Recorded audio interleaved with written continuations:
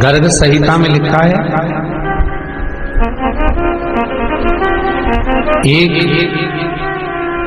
रोटी घर में जब बहू बनाती है, गर्ग संहिता, एक रोटी जब घर में बहू बनाती है और उस रोटी को घर का कोई व्यक्ति गाय के मुख में देता है, या 1 रुपया, चवन्नी, अठन्नी, 5 रुपया, 10 रुपया, जो भी आप गाय के निमित्त निकाले हो, या कहीं जाकर तुमने गौदान किया है, तो उसका विधान गर्ग संहिता कहती है कि एक रोटी जब आप गाय के मुख में दे रहे हो, एक रोटी जब गाय के मुखाग्रविंद में दी गई है, तो उस रोटी के, जैसे हमारी 4 अवस्था होती है, बचपन, जवानी, अधेड़ी और बुढ़ापा, उस रोटी के 4। शिव की आराधना किसको कहते हैं? कोई कहता है कि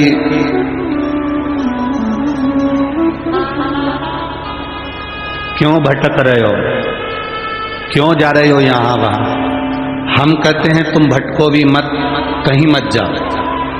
तुम्हारे घर के नजदीक में जो शंकर का शिवालय हो, तुम्हारे घर के नजदीक में जो शंकर का मंदिर हो, शिव मंदिर हो, शिवालय हो, उस शिवालय में जाकर 1 लोटा जल प्रतिदिन चढ़ाना प्रारंभ करो।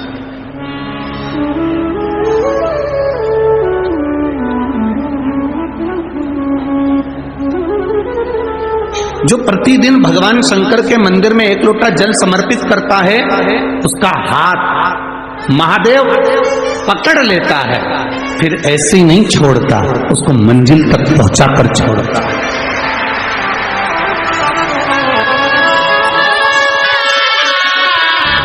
वो ऐसे ही नहीं छूटता।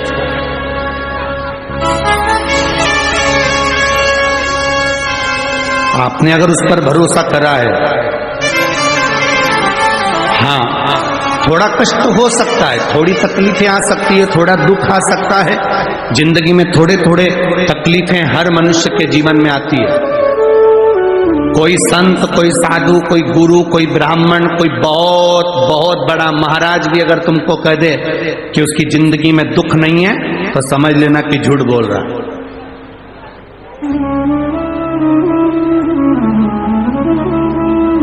मेरे राम जी महाराज भी इस पृथ्वी पर जन्मे तो उनकी जिंदगी में भी दुख आया। मेरे भगवान कृष्ण भी इस पृथ्वी पर जन्मे तो उनकी जिंदगी में भी दुख आया। माता जानकी भी इस पृथ्वी पर प्रगटी तो उनकी जिंदगी में भी दुख आया। राधा रानी भी इस पृथ्वी पर प्रगटी तो उनकी जिंदगी में भी दुख आया। संसार में अगर जन्म लिया है, मृत्यु लोक में अगर तुम पैदा हुए हो, पृथ्वी पर अगर तुम आए हो, तो तुम्हारी जिंदगी में दुख ये नहीं कि नहीं आएगा। हमारे पूर्व के कर्म के अनुसार हमारी जिंदगी में दुख, हमारी जिंदगी में तकलीफें आती है, पर वो दुख मिटेगा कैसे?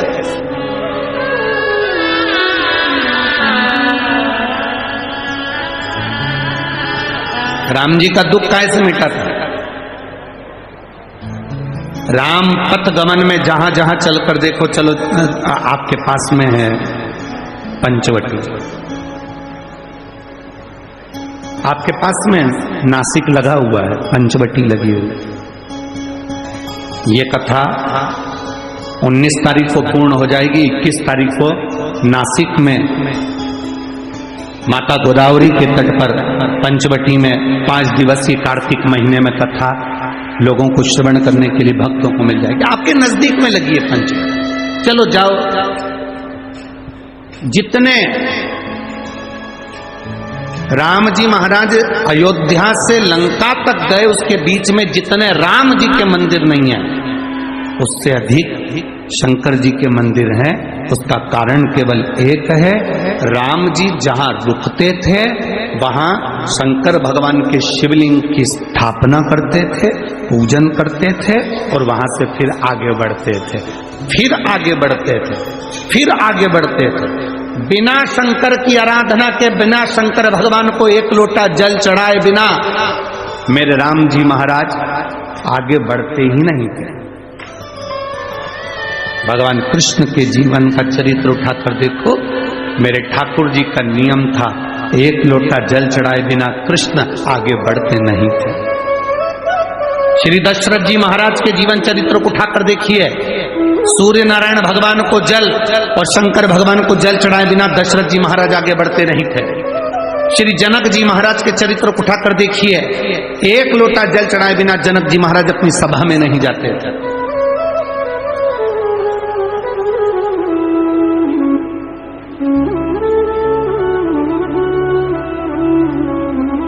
थोड़ी जिंदगी में तूफान आते हैं, कष्ट आते हैं, दर्द आता है, तकलीफें आती हैं, पर तूफान आता है तो पता चलता है ना कि मजबूती कितनी है। अभी पता चला कि नहीं चला? अरे बोलो तो जम के, पता चला ना कि मजबूती कितनी है। ये हवा चलती है, तूफान आता है, तब पता चलता है मजबूती कितनी है।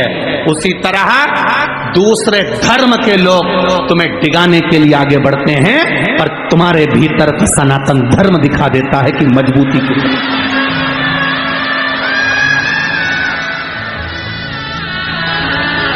छत्रपति शिवाजी महाराज,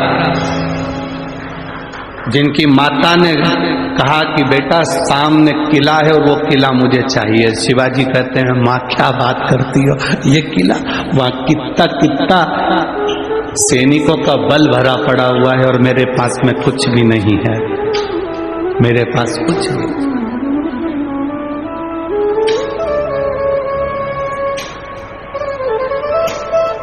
जीजाबाई के शब्द जब श्रवण किए, छत्रपति शिवाजी महाराज को छत्रपति का संबोधन स्वयं उनकी माता ने दिया है, स्वयं उनकी माता ने।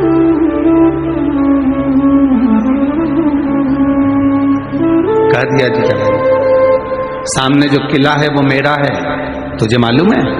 हाँ माँ मैंने सुना है, ये किला अपना है, फिर कब्जा दूसरे का है।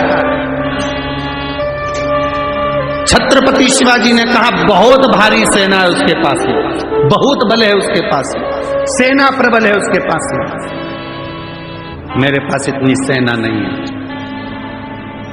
मां ने कह दिया शिवाजी तेरे बस की बात नहीं, मैं खुद जाऊंगी और किला लेकर आऊंगी। स्वयं शिवाजी ने सुना कि मां